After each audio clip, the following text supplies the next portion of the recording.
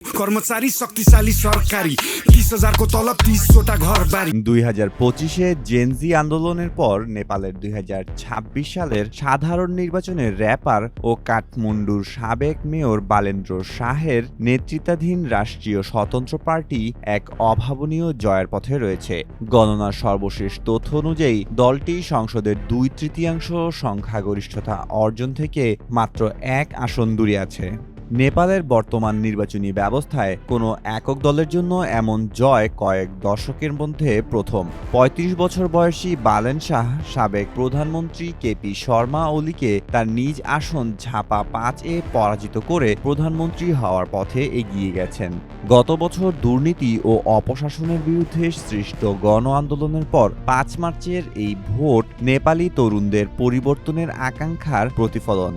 বর্তমানে কাঠমান্ডুর রাস্তায় বালেনের সমর্থকরা জয়ের প্রতীক ঘণ্টি বাজিয়ে এই ঐতিহাসিক মুহূর্ত উদযাপন করছেন। মেহেদী মাসুদ, জনকণ্ঠ।